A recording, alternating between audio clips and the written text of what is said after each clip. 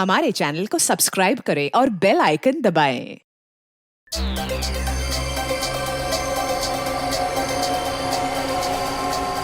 Guys guys guys guys हम लोग कितना खुशनसीब है कि अब से कुछ ही देर में हम लोग वीडियो शावर देखेंगे और वो भी एकदम लाइव। ऐसा पहली बार हो रहा है गाइस, लाइफ में ऐसा नजारा दोबारा देखने को नहीं मिलेगा। ये देखो, अमेरिका में भी शुरू हो गया मीडिया शावर। अरे अब इंग्लैंड के आसमान में भी दिखाई दे रहा है। अगला नंबर हमारे देश इंडिया का है दोस्तों। तैयार हो जाओ आसमान में प्रकृति की आतिशबाजी देखने के लिए। वो देखो, शुरू हो गया।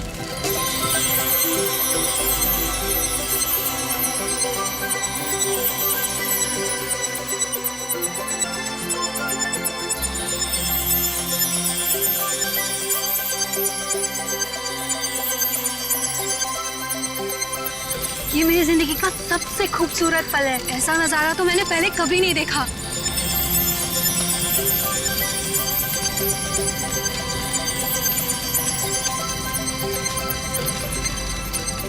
हे गाइस, वो देखो, आसमान से शायद कुछ गिर रहा है। ये कहीं किसी मीटियोर का हिस्सा तो नहीं है? वो देखो, वहां गिरा। चलो देखते हैं। ये तो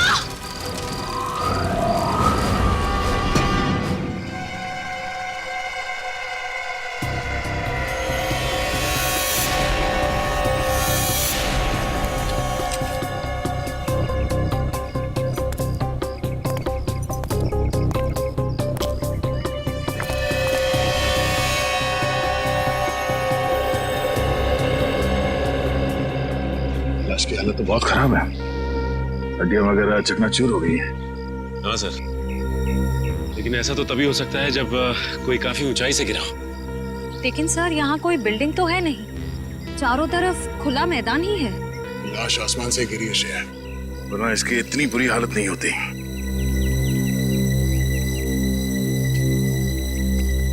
कब हुआ ये? कितने बजे? यही कोई रात 3:15 बजे। हम लोग रात को मीटियोर शावर देख रहे थे, तभी अचानक आकर के कुछ गिरा। और हमें लगा मीटियोर शावर का ही कुछ हिस्सा होगा, लेकिन जब पास जाके देखा तो लाश थी। सर, जब लाश ऊपर से गिर रही थी तब ये जल भी नहीं रही थी। अच्छा, ये केस कुछ ज्यादा ही पेचीदा लगता है। देखते हैं डॉक्टर सालुंके क्या कहते हैं इस लाश को देख के। चलो।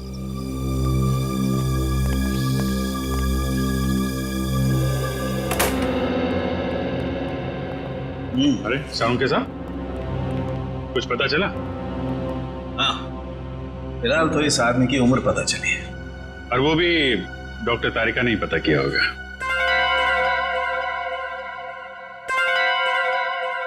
मैंने पता किया है। आपने किया है? जी हाँ।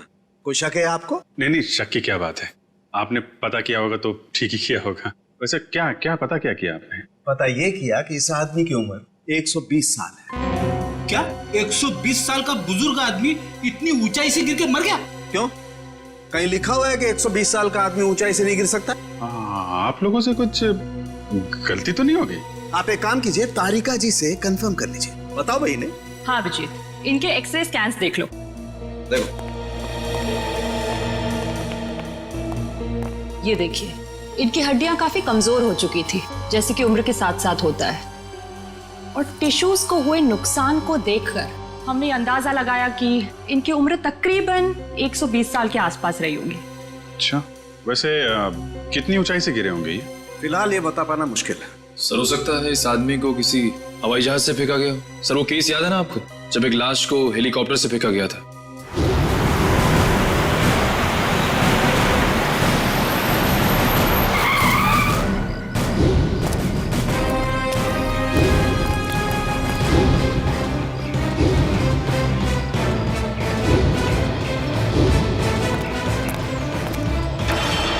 सर, या फिर हो सकता है हॉट एयर बलून से, या फिर स्काई डाइविंग कर रहा होगा। अरे कैसी बातें कर रहे हो तुम लोग यार। 120 साल का बुजुर्ग आदमी स्काई डाइविंग करेगा, हॉट एयर बलून से कूदेगा? वैसे भी हमें वहां पे कोई पैराशूट वगैरह तो मिला नहीं था। हेलो, जली हुई चीज समुद्र में गिरी है? लाश के पास वाले इलाके में? ठीक है, पहुंचते हैं हम लोग।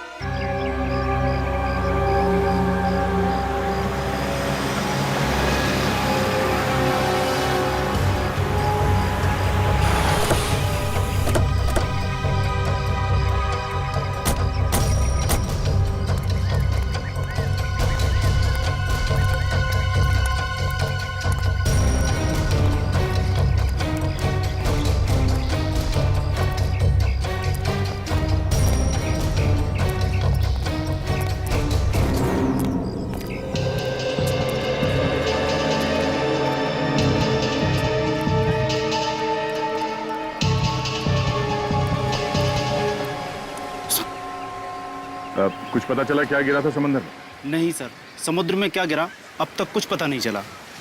अच्छा, पहली बार किसने देखा था उस चीज को समुद्र में गिरते हुए? शंकर ने कह रहा था कि जब वो अनोखी चीज समुद्र में गिरी तो वो बॉम्ब की तरह फट गई और उसमें से चिंगारियां भी निकली। सर हो सकता है ये कोई बॉम्ब ही हो, शायद किसी ने ऊपर से फेंका। नहीं सचिन, कोई समुद्र में बॉम्ब क्यों गिराएगा?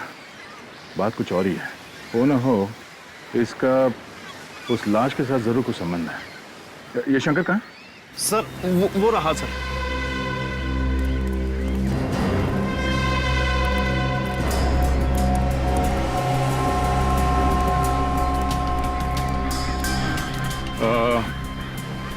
तुम शंकर हो?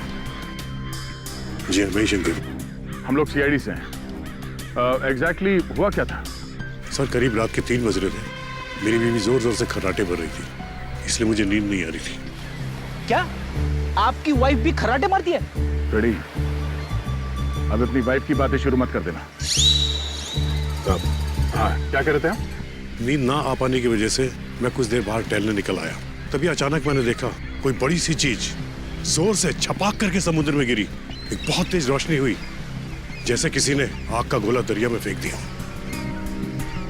सर हो सकता है कि अंतरिक्ष से कोई उड़न तस्तरी गिरी होगी समुद्र में, और वो 120 साल का आदमी वो भी उड़न तस्तरी से ही गिरा होगा, फ्लाइंग सॉसर से। रेडी, मैंने तुमसे क्या कहा अभी? थोड़ी देर के लिए मौन व्रत रखो तुम, समझे? सॉरी। जी कहिए।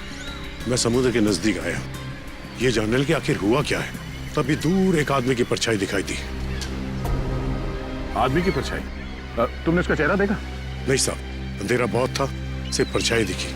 वो आदमी समुद्र से निकला और वहां उस तरफ चलकर जाने लगा। फिर क्या हुआ?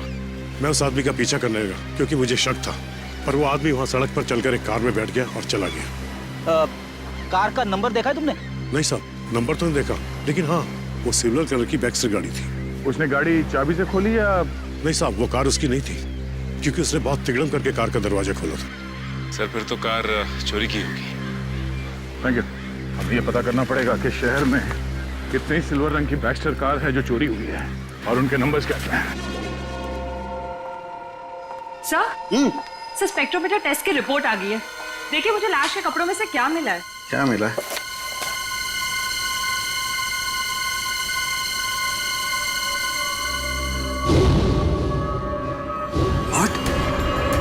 Rocket fuel? हाँ सर। अरे लेकिन तारिका, रॉकेट फ्यूल तो स्पेस क्राफ्ट को स्पेस में भेजने के लिए इस्तेमाल होता है। सर कहीं आदमी रॉकेट में होगा तो? नहीं, रॉकेट में होगा तो भी क्या है, रॉकेट में होने से इसके कपड़ों पर रॉकेट फ्यूल कैसे आ सकता है Tarika? It is not possible. नहीं, ये कुछ और ही चक्कर है। क्या? Oh my God, oh my God, ये कैसे हो सकता है? वो कैसा? ये मैंने क्या कर दिया है? अब देखना, वो प्रद्युमन वो मेरी मजाक उड़ाएगा, आग बबूला हो जाएगा मुझसे। यार ये ऐसी गलती मैं कैसे कर सकता हूँ? गलती? कौन सी गलती सर? आने के लिए उस समुद्र में जो खास चीज गिरी थी उसके बारे में क्या पता चला? सर अब तक तो कुछ पता नहीं चला है सर लेकिन गोताखोर लगे हुए हैं। सर समुद्र का वो हिस्सा काफी गहरा और खतरनाक है, इसलिए गोताखोरों को काफी दिक्कतों का सामना करना पड़ रहा है। बॉस, अभी तो और भी दिक्कतों का सामना करना पड़ेगा। और भी दिक्कतों का मतलब क्या डॉक्टर साहब आपका? मतलब ये अभिजीत के मुझसे बहुत बड़ी गलती हो गई है। गलती? ऐसी क्या गलती कर दी सर आपने? दया, अगर प्रद्युमन ये वादा करे कि वो मुझसे नाराज नहीं होगा तो मैं बता सकता हूँ। नहीं, अरे मैं नाराज क्यों हूँगा? मैं तो मिठाई बांटूंगा, क्योंकि the great intelligent and genius doctor Salunkhe ने जिंदगी में पहली बार अपनी गलती मान ली। तो डॉक्टर साहब बताइए, क्या गलती की आपने? गलती दरअसल मुझसे ये हुई है कि उस आदमी की उम्र 120 साल नहीं है। क्या? 120 साल की नहीं है? नहीं। तो फिर क्या उम्र होगी उसकी? लगभग 50 साल। क्या साळुंखे, तूने 50 साल के आदमी को 120 साल का बना दिया? इतनी बड़ी गलती की तूने? यार दरअसल उस आदमी की हड्डियां तो यही बता रही थी कि उसकी उम्र 120 साल की होनी चाहिए, मगर स्पेक्ट्रोमीटर टेस्ट के बाद उसके कपड़ों पर मिला रॉकेट फ्यूल ये बता रहा है कि ये आदमी 4-5 महीने अंतरिक्ष में रहकर आया है। क्या उसके कपड़ों पर रॉकेट फ्यूल मिला? हाँ, और अंतरिक्ष में हड्डियों की डेंसिटी हर महीने 2% घटती जाती है। मतलब लाश अंतरिक्ष में से गिरी है? नहीं फ्रेडी, लाश अंतरिक्ष से अगर गिरती तो जल जाती, धरती पर पहुंचने से पहले ही उसके चीथड़े उड़ जाते, मगर ऐसा हुआ नहीं। मतलब ये लाश किसी स्पेसक्राफ्ट से गिरा है जब वो धरती पे वापस आ रहा होगा। मगर दया, हमारे देश से कोई स्पेसक्राफ्ट तो किसी इंसान को लेकर अंतरिक्ष में गया ही नहीं। फिर भी अभिजीत, हमें पता तो लगाना ही पड़ेगा कि है कौन ये, और फिर वो गिरा तो गिरा कहां से और कैसे, और ये तो हमें हमारी स्पेस एजेंसी ही बता सकती है।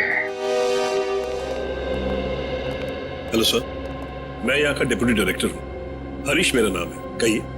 हरीश जी, हम यहाँ पर एक ऐसे आदमी के सिलसिले में आए हैं जिसका खून हुआ है, मगर उसने अंतरिक्ष में 4-5 महीने गुजारे हैं। आपको तो इस बात की जानकारी होगी ना कि हमारे देश से कौन कौन आदमी अंतरिक्ष यात्रा करके आया।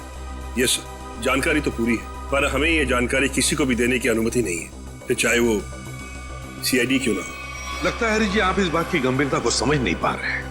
एक आदमी का खून हुआ है, खून। एक ऐसा आदमी जो शायद आपका साथी था, जो आपके साथ उठता बैठता था, हंसता खेलता था, खाता पीता था, और इसीलिए हम ये जानना चाहते हैं कि क्या आपका कोई साथी लापता है क्या? सर, ये जो भी इंसान है ये हमारा साथी हो ही नहीं सकता, क्योंकि अभी तक हमारे देश की तरफ से कोई भी स्पेसक्राफ्ट एस्ट्रोनॉट लेके अंतरिक्ष में गया ही नहीं है। हो सकता है कोई चोरी छुपे गया हो अंतरिक्ष में। नहीं सर, स्पेस को इतनी साधारण जगह नहीं है, हमारी जानकारी के बिना वहां जाना असंभव है, इम्पॉसिबल।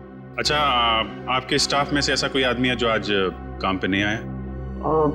सर, विशाल सर काम पे नहीं आए हैं। विशाल काम पर नहीं आया? अच्छा, क्या विशाल कभी अंतरिक्ष में गया था? हाँ सर, विशाल सर बहुत साल पहले अंतरिक्ष में गए थे, लेकिन किसी और देश की तरफ से। एक्चुअली सर, वो हमारे यहाँ का हेड इंजीनियर है। यहाँ के हर प्रोजेक्ट की शुरुआत उसी की देखरेख में होती है। 3 साल पहले 5 महीने के लिए वो अंतरिक्ष में गया था, जॉइंट नेशन स्पेस प्रोग्राम के तहत। अच्छा, गया था। अभिजीत, साळुंखे ने भी तो यही कहा कि वो इंसान 4-5 महीने के लिए अंतरिक्ष में था।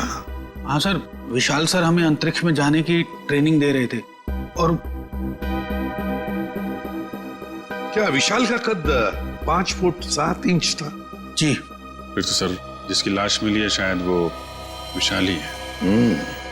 मुझे तो यकीन ही नहीं हो रहा। नहीं हरीश जी, देखिए, जब तक डीएनए मैच नहीं होता हम यकीन से नहीं कह सकते कि वो लाश विशाल की ही है, लेकिन हमें विशाल के सारे मेडिकल डिटेल्स चाहिए और विशाल के घर का पता भी। जी।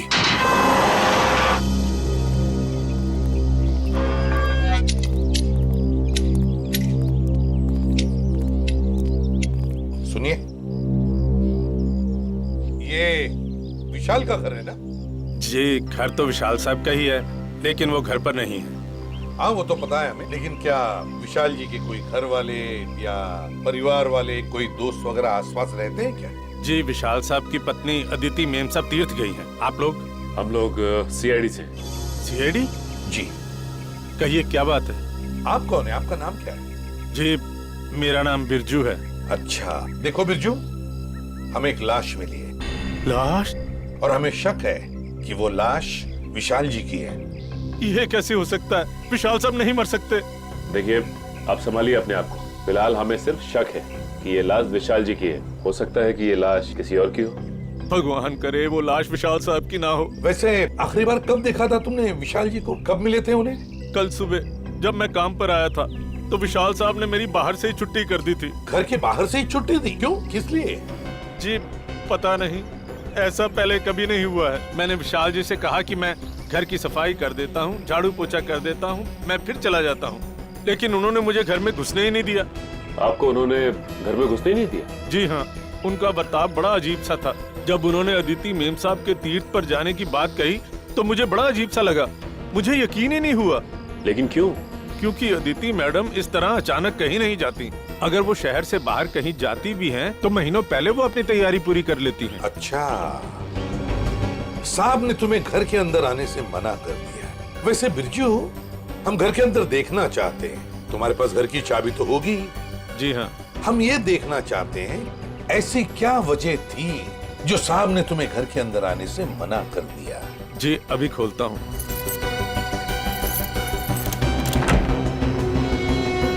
आइए साहब।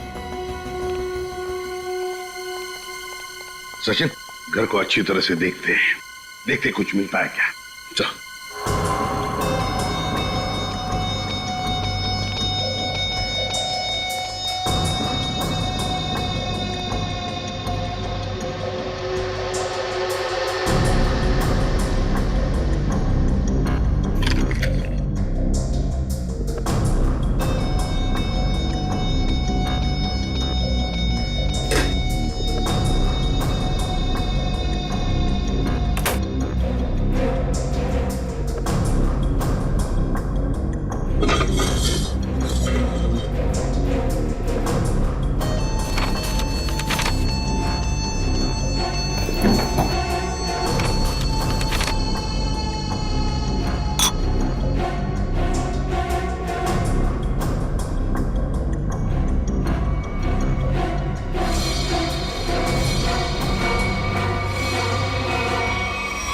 किसी कागज के टुकड़े पर कुछ हल्का हल्का सा लिखा हुआ है।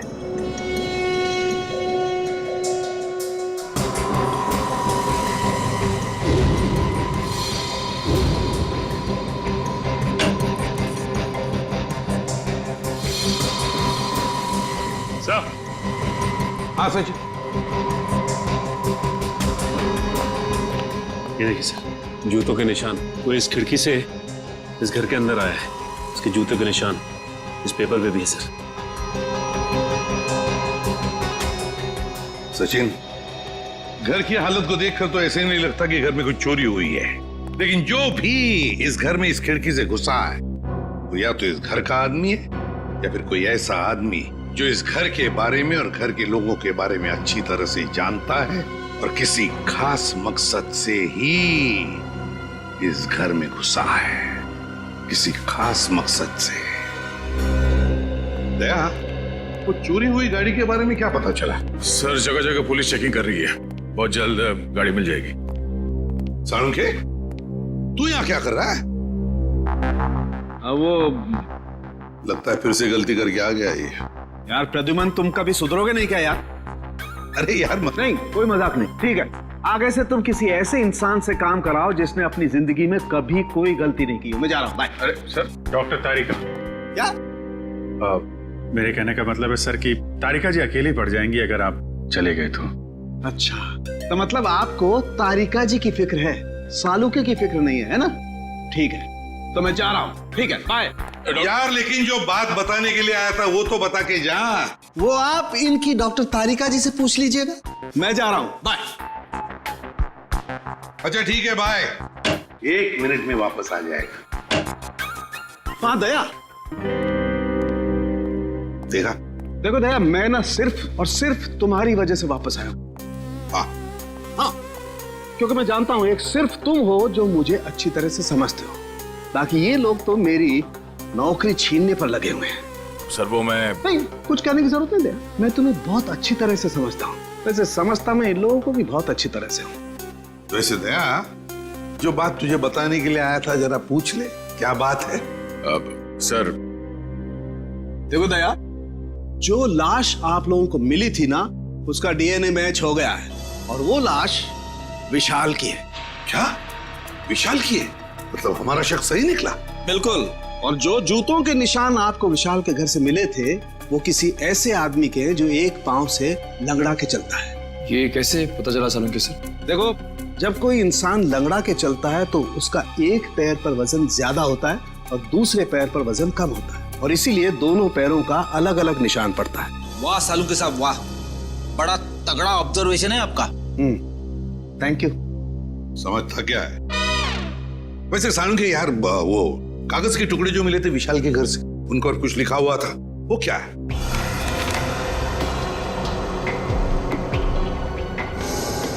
वो ये था, अगर तुमने जुबान खोली तो जान से जाओगे। विशाल को धमकी? लगता है विशाल कोई राज जान गया था सर, और इस राज की कीमत उसे अपनी जान गंवा के देनी पड़ी। सर, खूनी जरूर इस स्पेस एजेंसी का ही कोई होगा सर, या फिर आसपास का कोई होगा, वरना स्पेसक्राफ्ट या हवाई जहाज से उसे नीचे फेंकना मुश्किल है सर। बिल्कुल वैसे ही हुआ होगा। बॉस, अभी सालुके के सुरागों की पोटली खाली नहीं हुई है। और भी कुछ बाकी है क्या? हाँ, एक ऐसी चीज जो आपको खूनी के एकदम नजदीक तक ले जाएगी।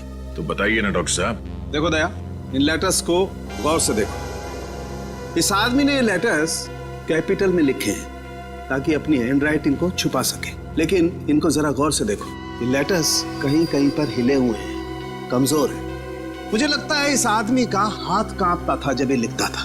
कमाल है सर, धमकी भरा खत लिखता है और लिखते वक्त हाथ भी कांपता है। डर की वजह से? बिल्कुल सही फ्रेडी, डर की वजह से ही। दरअसल इसके हाथ में कोई तकलीफ थी, न्यूरोटिक तकलीफ। जब ये डरता था, इस आदमी का हाथ कांपता था। जब इसने ये नोट लिखा, ये डरा हुआ था, इसीलिए इसका हाथ कांप रहा था और ये अक्षर इस तरीके से बने। हाथ में तकलीफ? विशाल सर बहुत साल पहले अंतरिक्ष में गए थे, लेकिन किसी और देश की तरफ से। सर, वो घटोत्कच, विशाल का असिस्टेंट। विशाल कुछ लोगों को ट्रेनिंग दे रहा था अंतरिक्ष में जाने के लिए। ये घटोत्कच भी उनमें से एक था। मगर अभिजीत, अंतरिक्ष में जाने के लिए वो आदमी मानसिक तौर पर और शारीरिक तौर पर बिल्कुल फिट होना चाहिए, हट्टा कट्टा होना चाहिए। इस घटोत्कच को क्यों सिलेक्ट किया गया? उसके तो हाथ में तकलीफ है। और घटोत्कच के इस कमजोरी के बारे में विशाल को पता चला, इसलिए शायद घटोत्कच ने विशाल को अपना मुंह बंद रखने के लिए उसे जान से मारने की धमकी दी होगी। ये हो सकता है। हाँ रजत, क्या? देखो, सभी पुलिस स्टेशन में खबर कर दो, उसकी फोटो भिजवाओ, सब जगह नाकाबंदी करवा दो। ओके? क्या हुआ? सर, ये विशाल की पत्नी अदिति, ये किसी तीर्थ यात्रा पे नहीं गई है। उसने किसी भी बस, ट्रेन या फ्लाइट की टिकट बुक नहीं करवाई। वो गायब है। अदिति गायब है? गायब है अदिति? तो फिर ये गई कहां? और फिर विशाल को मारा किसने और क्यों मारा? इन सारे सवालों का जवाब तो अब घटोत्कच ही देगा। घटोत्कच।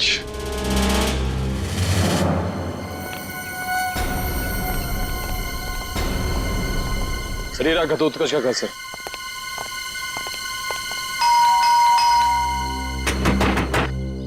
दरवाजा खोल ही नहीं रहा है। पीछे से कुछ आवाज है? हाँ।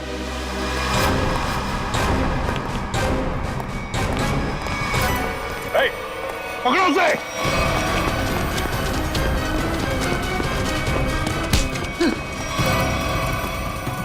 सीआईडी से भाग रहा है? कहाँ भाग रहा है? मुझे छोड़ दीजिए सर, मैंने कुछ नहीं किया सर। कुछ नहीं किया तो भाग क्यों रहा था? मैं जानता था सर कि आप लोग मुझ पे शक करेंगे। आप लोग मुझ पे शक करेंगे? शक नहीं करेंगे तो क्या पूजा करेंगे? हाँ?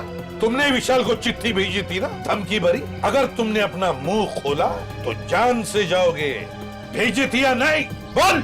हाँ सर, वो खत मैंने लिखा था सर, लेकिन वो मेरी भूल थी जो मैंने गुस्से में की थी सर। मैंने विशाल सर को नहीं मारा था। ऐसी कहानी हम लोग बहुत सुन चुके हैं, समझे? मैं सच कर रहा हूँ सर, मैं तो 3 दिन पहले विशाल जी के घर पे गया था उनसे माफी मांगने के लिए। तुम यहाँ पर क्यों आए हो? देखिए विशाल जी, मैं आपसे अपनी उस चिट्ठी के लिए माफी मांगने के लिए आया। उस वक्त मैं शराब के नशे में था और शराब के नशे में ही अक्सर सच्ची बात जुबान पर आ ही जाती है। देखिए आप ऐसा मत कहिए, आप न सिर्फ मेरे दोस्त हैं बल्कि मेरे मार्गदर्शक भी हैं। अगर आपने मुझे माफ ना किया तो मैं अपनी नजरों में गिर जाऊंगा। ठीक है, मैंने तुम्हें माफ किया। देखिए आप कुछ परेशान नजर आ रहे हैं। परेशान? नहीं, मुझे काहे की परेशानी है?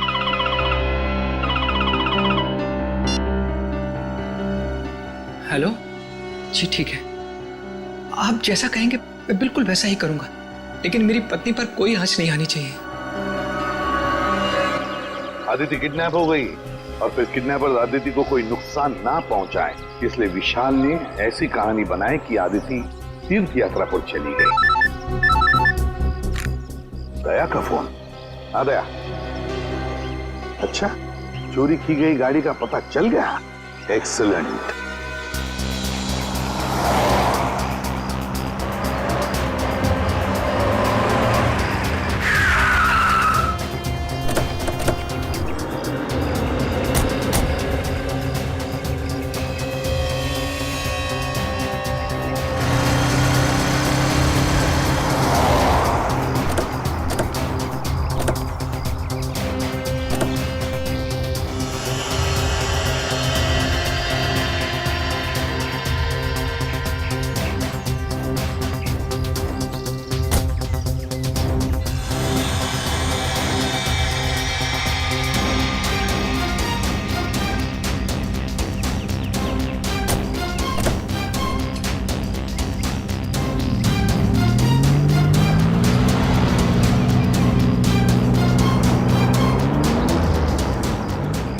खूनी समंदर किनारे से इस गाड़ी में यहाँ तक आया और उसके बाद गाड़ी को यहाँ पे लावारिस छोड़ के किसी और गाड़ी में चला गया।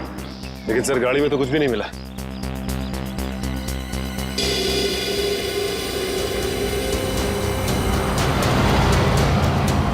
ये देखो, सीसीटीवी कैमरा लगा हुआ है इस ट्रैफिक पोस्ट पे। जरूर उस खूनी का चेहरा इस कैमरे कैद हो गया होगा। इसके लिए काम करो, आरटीओ को कांटेक्ट करो और इस कैमरे की फुटेज ले लो। सर, हेलो, क्या अदिति मिल गई? कौन सा हॉस्पिटल में? हेलो सर, मैं इंस्पेक्टर प्रशांत। हाँ, मैंने ही आपको फोन किया। अच्छा, अदिति की तबीयत कैसी है? सर, उन्हें गोली लगी थी। गोली लगी थी? जी हाँ, उनका ऑपरेशन हुआ है, अब वो खतरे से बाहर है। लेकिन ये आदिति मिली कहाँ तुम लोगों को? सर हम लोग पेट्रोल पे थे। Hello control room. Yes sir, यहाँ सब कुछ ठीक है सर, ओवर। अरे राघव, वो देखो किसी औरत को जबरदस्ती ले जाया जा रहा है। कहीं अदिति तो नहीं जिसकी फोटो सीआईडी ने भेजी थी हर जगह ढूंढने के लिए? हो सकता है। चलो देखते, पीछा करो उसका। चलो जल्दी। एक काम करो, सारे बंदी रखो ताकि उन्हें पता नहीं चले कि हम लोग उनका पीछा कर रहे हैं। बोल रहे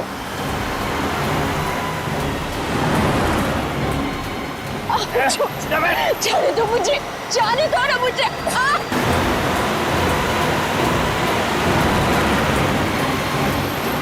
कैसे भी पकड़ना है उन लोगों को, पीछा करो जल्दी। वो देखो, टेप ले लो।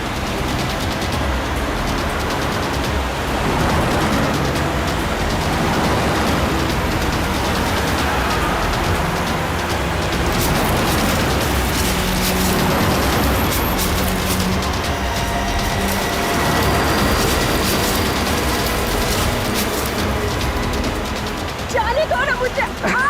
जाने देंगे, जाने से पहले एक तोहफा तो लेके जाओ। ऐसा तोहफा दिखाता हूँ मैं तोहफा। ये है मेरा तोहफा। ड्राइवर तेज चलो।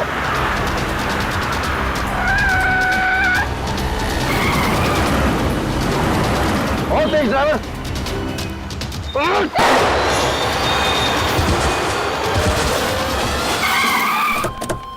चलो जल्दी, चलो।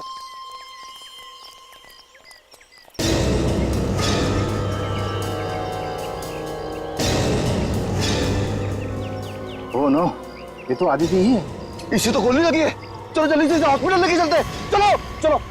उस कार को हमने रोकने की बहुत कोशिश की सर, मगर हमारा ज्यादा ध्यान अदिति जी की तरफ था, इसलिए वो लोग हमारे हाथ से निकल गए। तुम लोगों ने बिल्कुल सही किया। गाड़ी का नंबर तो नोट किया होगा? नहीं सर, उस गाड़ी की नंबर प्लेट पे मिट्टी लगी हुई थी सर, इसलिए हम लोग आधा ही नंबर देख पाए। Good job. Thank you. हम लोग आदिति से मिलते हैं। जी सर।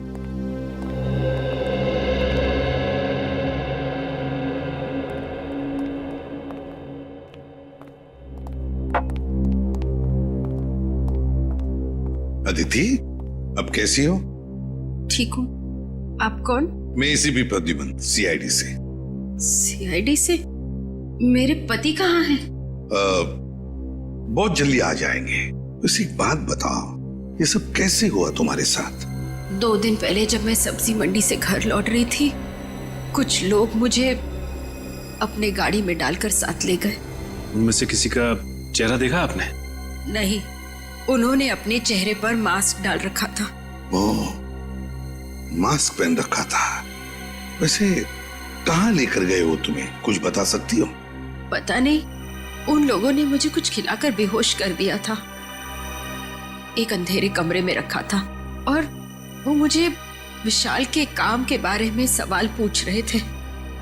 विशाल के काम के बारे में? तो तुमने क्या कहा?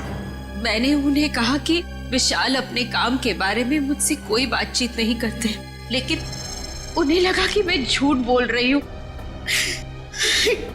नहीं आदित्य, देखो अदिति, देखो जिन्होंने भी ये किया है ना तुम्हारे साथ, उनको हम कड़ी से कड़ी सजा दिलवाएंगे, ये मेरा वादा है।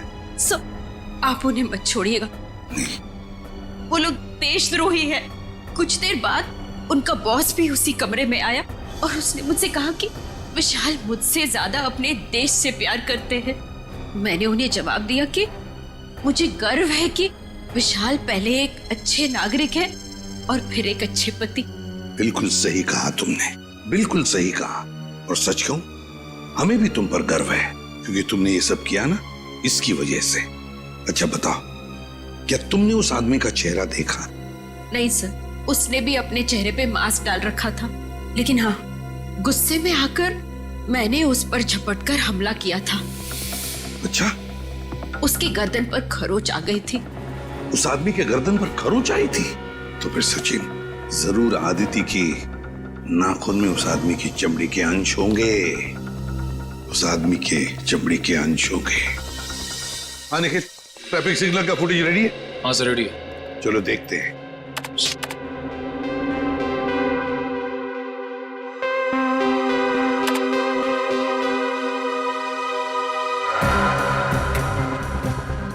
फुटेज है, समझ में नहीं आ रहा है। दिन का फुटेज दिखाओ।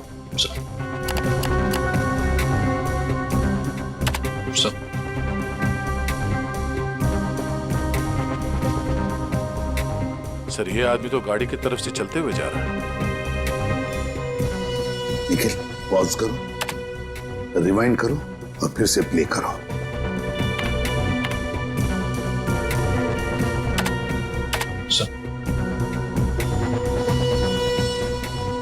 और जो जूतों के निशान आपको विशाल के घर से मिले थे वो किसी ऐसे आदमी के जो एक पांव से लंगड़ा के चलता है। बाएं पैर से लंगड़ा भी रहा है, कहीं ये हमारा खूनी तो नहीं? सर मगर ये आदमी है कौन? इसका चेहरा तो दिख ही नहीं रहा है। पता चल जाएगा फ्रेडी, ये है कौन ये पता चल जाएगा। लाल जूते जो पहने हैं। निखिल रिवाइंड करो, जूम करो जूतों पर।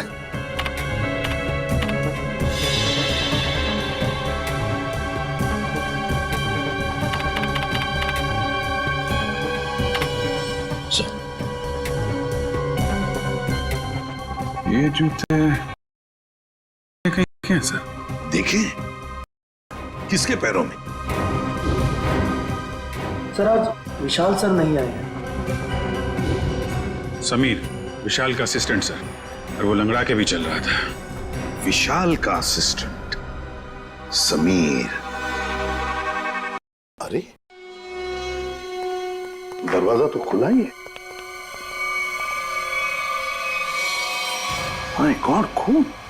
चौकन ना रहना, लगता है किसी को घसीट के ले जाया गया है यहां से उस तरफ।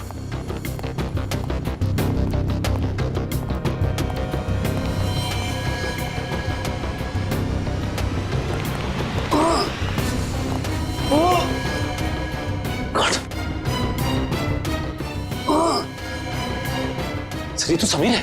समीर, जल्दी से एम्बुलेंस बुलाओ। समीर घबराओ मत, देखो हम लोग सीआईडी से। हेलो, कुछ नहीं होगा, एम्बुलेंस बुलाई है हमने। क्या क्या कह रहे हो?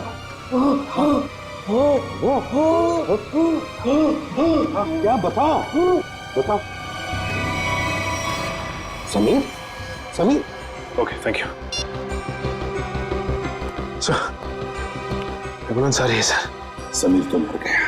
माय गॉड सर, हम तो सोच रहे थे कि ये समीर ही गुनहगार है, लेकिन यहाँ तो समीर का ही किसने खून कर दिया। वही तो,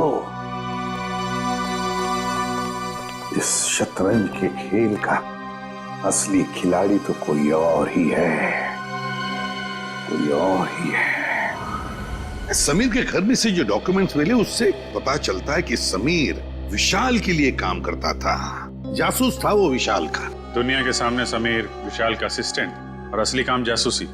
एग्जैक्टली। पर जब विशाल को पता चला कि स्पेस एजेंसी में कोई गद्दार है जो वहां की खुफिया इंफॉर्मेशन बाहर भेज रहा है, तो बस उसका पर्दाफाश करने के लिए उसने समीर को रख लिया काम पर, जासूस बनाकर। और इसीलिए समीर ने भी हमें कुछ नहीं बताया, क्योंकि विशाल ने उसे ऐसा करने से मना कर दिया था। हाँ, तब दया जब विशाल का खून हुआ तब शायद समीर तहकीकात करने के लिए विशाल के घर गया। और जैसे ही खूनी को लगा कि समीर उस तक पहुंचने वाला है, उसने समीर का भी खून कर दिया। बॉस, आसानों के अदिति के नाखूनों में चमड़ी के अंश मिले? हाँ मिले ना, उसके नाखूनों में चमड़ी के अंश मिले। तो जब मैं आप लोगों को बताऊंगा कि उस चमड़ी का डीएनए किसका था, आप लोग दंग रह जाएंगे। डॉक्टर साहब, रियलिटी शो के विनर का नाम अनाउंस करने जैसा सस्पेंस मत बढ़ाइए, नाम बताइए ना प्लीज। बॉस, उस आदमी का नाम है डेप्यूटी डायरेक्टर हरीश।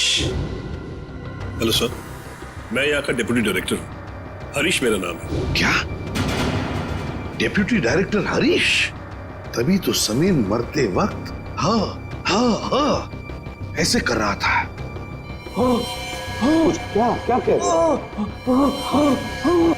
समीर कहना चाहता था हरीश, वो हरीश का नाम लेना चाहता था। Deputy director Harish, space agency का deputy director Harish. Excuse me sir, आप लोग यहाँ? जरा हरीश जी को बुलाइए। कहाँ है वो? सर वो तो कुछ ही घंटे पहले चले गए। चले गए? कहाँ गए, कुछ पता है आपको? नहीं सर, वो बड़ी जल्दी में थे, इसलिए बिना कुछ बताए निकल गए। कोई बात नहीं, हम पता लगा लेंगे। उनके गाड़ी का नंबर दीजिए। जी। हेलो हाँ बोल रहा हूँ। कहाँ पे? एमआई इलाके में? ठीक है, ओके सर।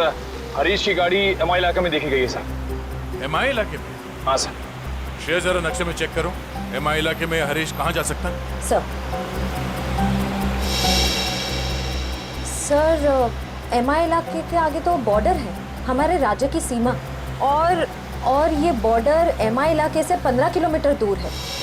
तो ये उड़ान भर के हरीश अपना घोंसला कहीं और बनाना चाहता है? और सर उड़ान भरने के लिए पास में ही एक रनवे और एयरफील्ड भी है।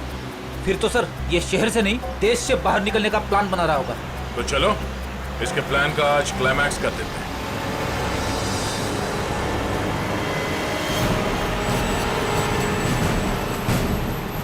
सर वो देखिए, हरीश की गाड़ी है।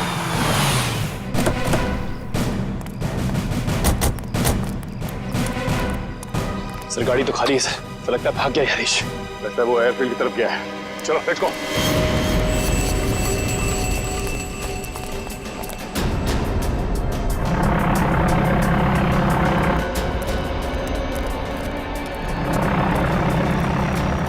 सर उसका प्लेन तो टेक ऑफ करने वाला है। सर अगर ये विदेश चला गया तो इसे पकड़ना और भी मुश्किल हो जाएगा। कहीं नहीं पहुंचेगा ये। Oh no.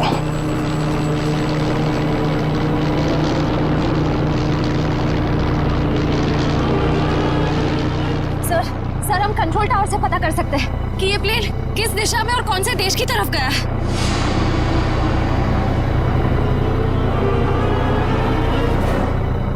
पता तो कर सकते हैं श्रेया, मगर क्या सर? पता नहीं क्यों मुझे ऐसा लग रहा है कि हम अब भी असली खून तक नहीं पहुंचे हैं। सर इस हरीश तक पहुंचते पहुंचते रह गए सर। नहीं निखिल, असली खूनी ये हरीश नहीं है। हरीश नहीं है? तो फिर कौन है सर? अब मेरी समझ में आ रहा है कि सब किसका क्या धरा है। चलो। तुम लोगों को अपने बुरे कर्मों की सजा जरूर मिलेगी।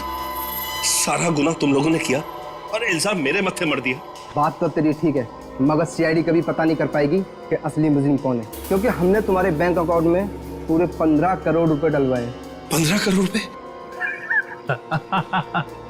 हाँ 15 करोड़ रुपए, जिससे उनको लगेगा कि तुमने अपने जमीर का सौदा कर दिया है 15 करोड़ रुपयों के लिए, और अब देशद्रोही बन गए। शर्म आनी चाहिए तुम लोगों को। शर्म तो हमें आने से रही, अब तू एक अच्छे बच्चे की तरह उस नए मिशन की पूरी जानकारी हमें देते हैं। चल। नहीं, कभी नहीं। मैं रुपयों के लिए अपने देश को कभी नहीं बेचूंगा, कभी नहीं।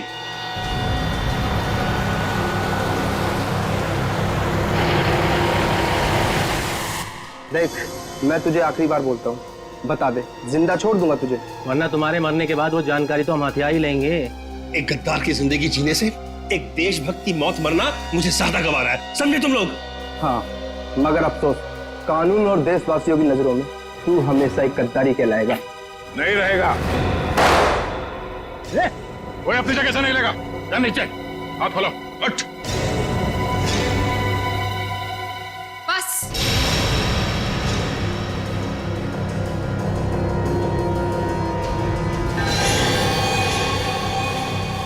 बहुत हो चुका ये नाच गाना, अब काम की बात करें।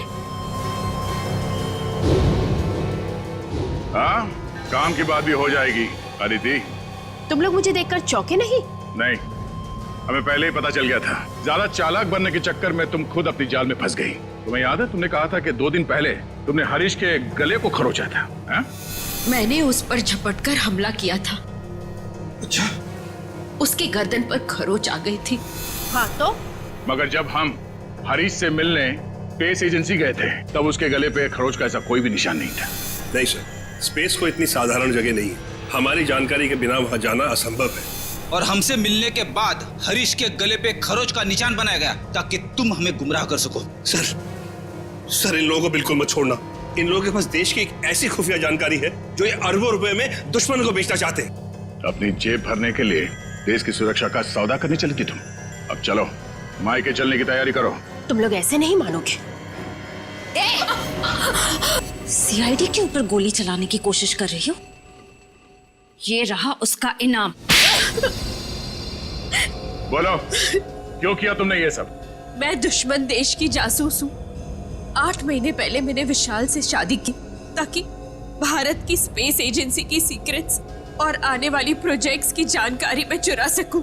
मगर तुम्हारे पति विशाल को तुम्हारी हरकतों और हाव भाव पे शक हुआ और इसीलिए उसने तुम्हारे पीछे जासूस लगा दी। विशाल को सिर्फ इतना ही शक था कि स्पेस एजेंसी में कोई गद्दार है, लेकिन वो ये नहीं जानता था कि गद्दार खुद उसकी पत्नी ही है। जब तुम्हें ये जासूसी वाली बात पता चली तो तुमने उस जासूस समीर को मार दिया और अपने आप को अगवा करने का प्लान बना लिया। क्योंकि मुझे लगा था कि मुझे छुड़वाने के लिए विशाल उन अगवा करने वाले लोगों को वो खुफिया जानकारी दे देगा, लेकिन शायद विशाल को मुझसे ज्यादा देश से प्रेम था, इसलिए विशाल ने उन्हें गलत इंफॉर्मेशन दी और मुझे छुड़वा लिया। और तुम्हें इस बात का गुस्सा आया और तुमने विशाल को प्लेन से नीचे धक्का दे दिया। हाँ, मैंने प्लेन क्रैश करवाया था और खुद पैराशूट से नीचे आ गई। और फिर तुमने मुझे फंसाने का प्लान बनाया? क्योंकि मैं चाहती थी कि विशाल के खून का और इस सारी गद्दारी का इल्जाम तुम्हारे सर पर आ जाए। मगर तुमने कभी ये नहीं सोचा कि सीआईडी कभी ना कभी सच का पता लगा ही लेगी। तुम इस देश को बर्बाद करना चाहती थी, अब इस देश की खातिरदारी भी देख लो। फांसी के लिए तैयार हो जाओ तुम।